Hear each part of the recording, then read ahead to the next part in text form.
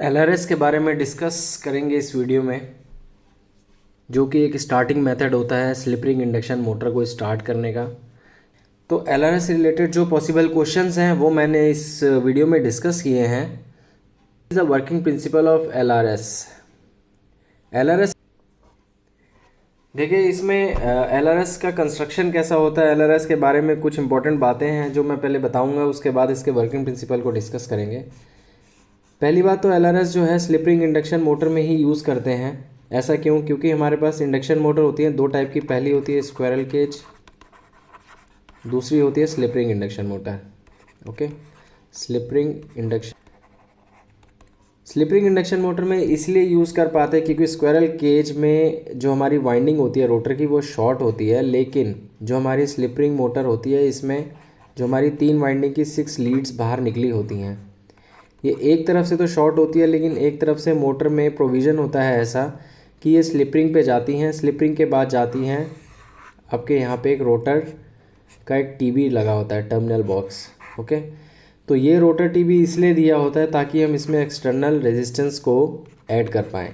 और external resistance add क्यों करना है? ताकि हमें स्टार्टिंग टॉर्क हाई मिल सके।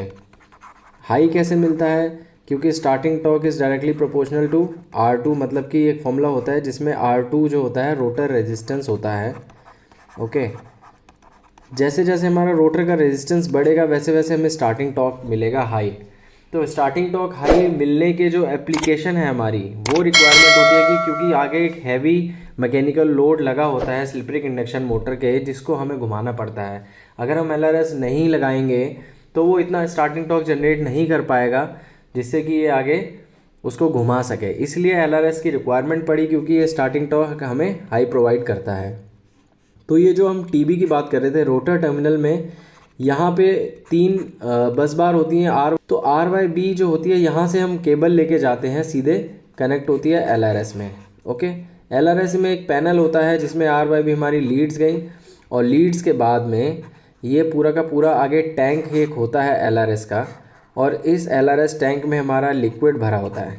इस लिक्विड में क्या मिक्स होता है? सोडा मिक्स होता है, और उस सोडा को कहते हैं हम Na2CO3 या सोडियम कार्बोनेट। ये भी एक इंपॉर्टेंट क्वेश्चन है इंटरव्यू में कि सोडे का नाम क्या है, वो आगे मैंने लिख रखा है इसमें क्वेश्चन भी।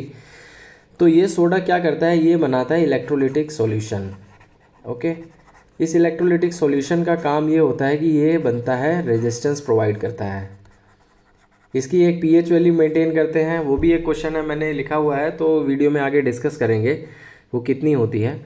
तो ये जो इलेक्ट्रोलिटिक सॉल्यूशन है ये क्या होता है, हमारा सर्किट में आता है। यहाँ पे एक रोटर की जो हमारी लीड्स आई हुई हैं।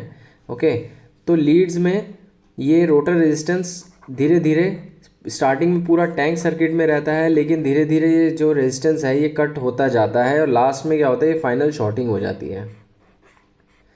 तो जब ये शॉर्टिंग हो जाती है उसके बाद हमारा एलआरएस का कोई काम नहीं रहता है इस सर्किट में, ताकि हमें स्टार्टिंग टॉर्क हाई मिल सके। और हमारा जब तक आरपीएम अचीव नहीं होता, लगभग 80% आरपीएम जब हमारा अचीव हो जाता है, मतलब स्टार्टिंग में अगर 1000 आरपीएम की मोटर है, स्टार्टिंग में जब वो स्टार्ट होती है तो धीरे धीरे स्टार्ट होना शुरू करती है, तो ये आरपीएम धीरे धीरे बढ़ते जाते हैं, और रेजिस्टेंस जैसे जैसे कम होता जाता है वैसे वैसे इसमें हमारा आरपीएम बढ़ते जाते हैं। जैसे ही 80% आरपीएम होता है, और ये टोटल ड्यूरेशन होता है 53 to 55 सेकेंड्स का, और इसके बाद जो है हमारा रोटर जो है फुल आरपीएम अचीव कर लेता है और हमारी मोटर जो है नॉर्मल ऑपरेशन में आ जाती है। क्वेश्चन ये आ रहा होगा कि ये होता कैसे है सब कुछ।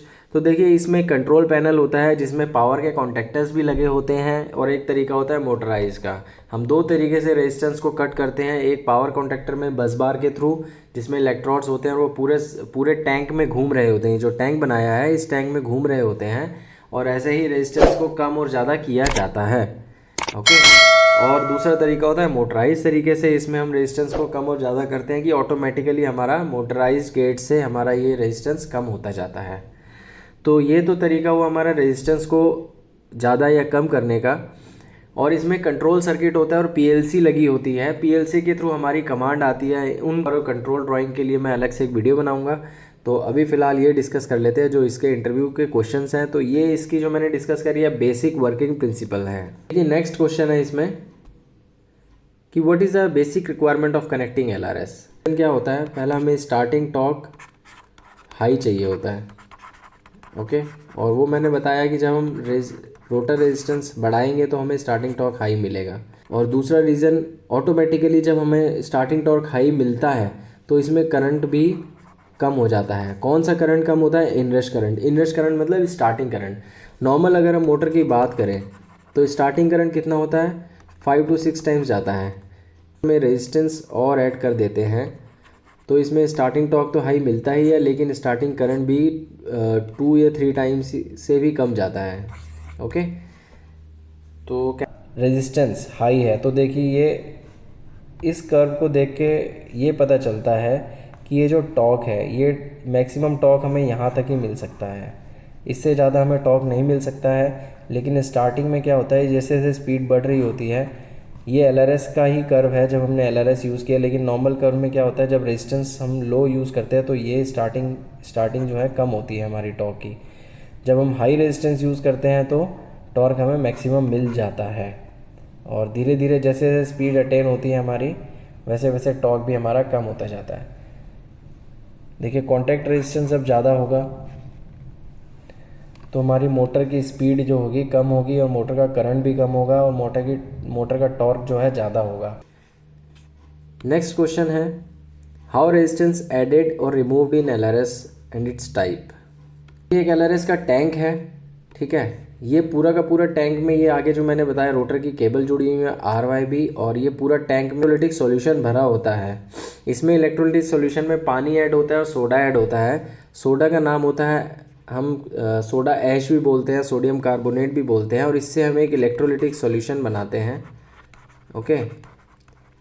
और इसी से ही हमारा जो है रेजिस्टेंस मिलता है, जैसे मैंने पहले भी बताया। और ये जो मूव करते हैं, ये जो इलेक्ट्रोड्स हैं ये मूव करते हैं, इसी की वजह से हमें रेजिस्टेंस कम या ज़्यादा होता है। और ये टाइप्स इसमें ये होते हैं 2 टाइप के, एक मैनुअल टाइप और एक होता है मोटराइज टाइप। देखिए ये जो है मोटराइज टाइप है, ओके। इस मोटराइज में ये इलेक्ट्रोड्स जो हैं मूव करते हैं और इसी में ही रेजिस्टेंस कम या ज़्यादा होता है। ये देखिए गैप दिखाया गया है, ये मूव जैसे जैसे करते जाएंगे वैसे वैसे रेजिस्टेंस हमें कम या ज़्यादा मिलता जाएगा। नेक्स्ट क्वेश्चन है, how rotor resistance can be changed in LRS। हम वाटर ऐड करते हैं, वाटर में क्या होता है, रेजिस्टेंस हाई होता है, ओके। रेजिस्टेंस हाई होता है वाटर का।